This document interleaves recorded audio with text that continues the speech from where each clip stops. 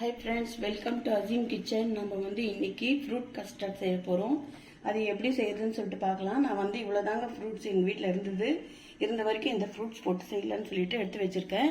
நான் வந்து இது பாருங்க வெண்ணிலா இது ஃப்ளேவர்து வாங்கியிருக்கேன்.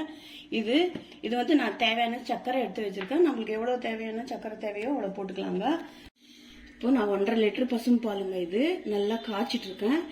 இதுல வந்து இப்போ நான் வந்து சக்கரை சேர்க்க போறேன்.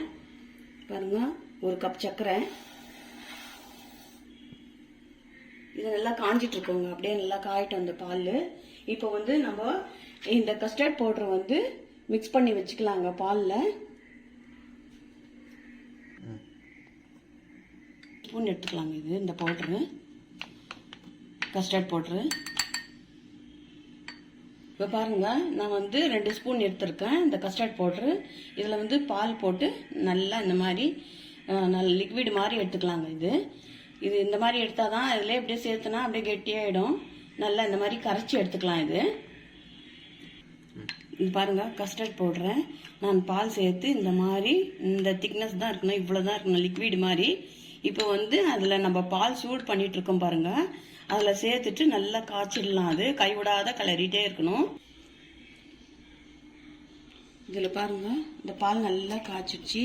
இப்போ வந்து நல்லா காஞ்ச உடனே இந்த மாதிரி கொஞ்சம் கொஞ்சமாக அந்த மாதிரி சேர்த்துட்டு நல்லா கிளறிட்டே இருக்கணும்.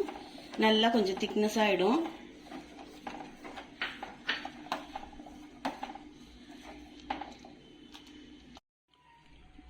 பாருங்க, நம்ம கஸ்டர்ட் பவுடர் சேர்த்து இந்த பாலில் நல்லா இந்த திக்னஸ்க்கு வந்துடுச்சு. இந்த திக்னஸ் போதுங்க. இப்போ வந்து நம்ம ஸ்டவ் ஆஃப் பண்ணிடலாம்.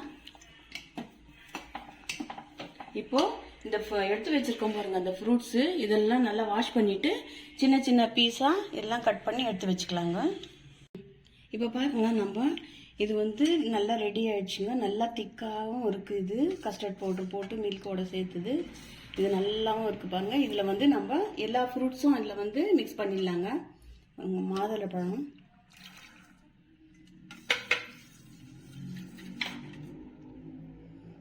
வாழைப்பழம்,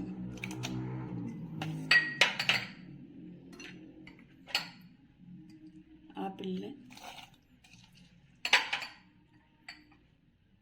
கருப்பு திராட்சை எல்லாம் போட்டு நல்லா மிக்ஸ் பண்ணிட்டோம். இப்போ எப்படி இருக்குன்னு சாப்பிட்டு பார்க்கலாங்க. இப்போ பாருங்கள், நம்ம ஈஸியாக செஞ்சிட்டோம். இதே மாதிரி நீங்களும் செஞ்சு பாருங்கள். ஃப்ரூட்ஸ் எல்லாம் நல்லா கட் பண்ணிவிட்டு இந்த மாதிரி உங்களுக்கு எவ்வளோ தேவையோ அவ்வளோ ஃப்ரூட்ஸ் நீங்கள் வந்து சேர்த்துக்கோங்க. அவ்வளோதாங்க, செய்யறதுக்கு ஈஸியாக செய்யலாம். இது பிடிச்சிருந்தா லைக் பண்ணுங்கள், ஷேர் பண்ணுங்கள், சப்ஸ்கிரைப் பண்ணுங்கள். தேங்க்யூ.